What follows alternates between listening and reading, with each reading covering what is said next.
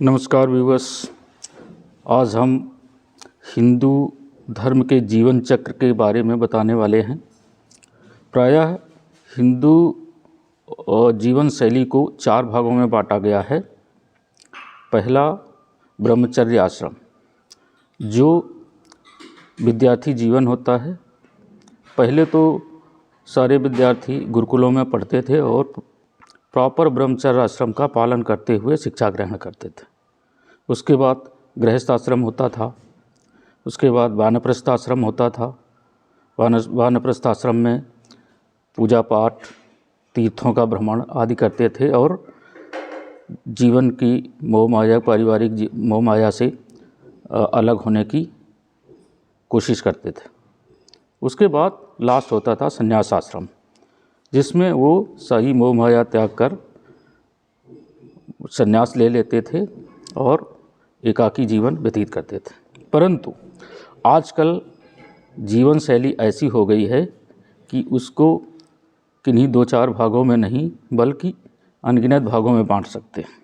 इसी पर आधारित मैंने एक छोटी सी कविता लिखी है। आशा है आप लोगों को पसंद आएगी। कविता इस प्रकार है। 5 साल तक शिशु अवस्था, 5 साल तक शिशु अवस्था, दुनियादारी से नहीं वास्ता। 5 साल तक शिशु अवस्था, दुनियादारी से नहीं वास्ता। 5 से 10 प्रारंभिक शिक्षा, ना कोई चिंता और न अपेक्षा। 10 से 20 उच्च शिक्षा का, 10 से 20 उच्च शिक्षा का, और कॉलेज की मौज मस्ती का, और कॉलेज की मौज मस्ती का। एक अच्छा जीवन गढ़ने का और जीवन को दिशा देने का, एक और जीवन को दिशा देने का। एक अच्छा जीवन गढ़ने का और जीवन को दिशा देने का। 20 से 30 का समय अहम है, 20 से 30 का समय अहम है। गृहस्थ जीवन की शुरुआत है, गृहस्थ जीवन की शुरुआत है। और 30 से 40 वाला समय है प्योर गृहस्थी वाला, और 30 से 40 वाला समय है प्योर गृहस्थी वाला। 40 से ऊपर वालों का इनकम और खर्च वालों का, 40 से ऊपर वालों का इनकम और खर्च वालों का।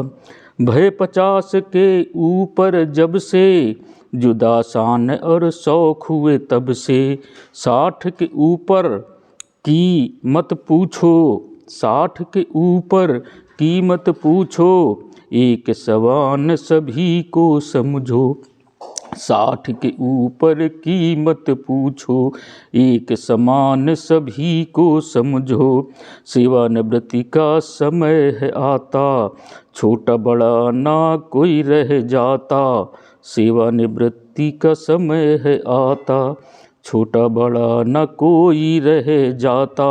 80 पार करे जब कोई, 80 पार करे जब कोई, बड़े घर की ना इच्छा होई, बड़े घर की ना इच्छा होई। और करे जो 90 पार, और करे जो 90 पार, ईश्वर कर दे 100 भी पार, ईश्वर कर दे 100 भी पार। ईश्वर से यही प्रार्थना करूँगा कि सभी लोगों की 100 साल का, कम से कम 100 साल की ज़िंदगी दे। धन्यवाद।